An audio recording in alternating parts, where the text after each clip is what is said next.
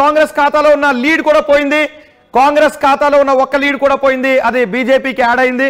మొత్తం 70 స్థానాల్లో 43 స్థానాల్లో బీజేపీ ఆధిక్యంలో ఉంది. ఆమ్ ఆద్మీ పార్టీ 27 స్థానాల్లో ఆధిక్యంలో ఉంది.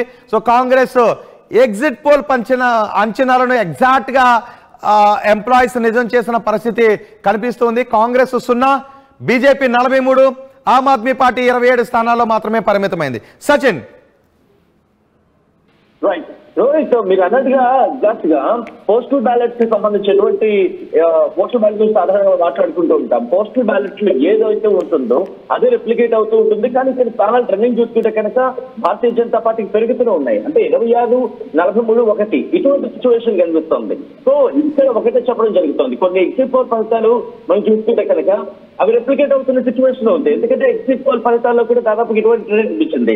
ఉద్యోగులకు సంబంధించి ఎటువంటి అభిప్రాయాన్ని వ్యక్తం చేస్తారు, అటువంటి అభిప్రాయమే ఇటు ఈ రోజు రెప్లికేట్ ఫ్యాక్ట్ మీరు అన్నట్టుగా పోస్టల్ బ్యాలెట్ కి సంబంధించి ఇక్కడ మనకు కనిపిస్తోంది.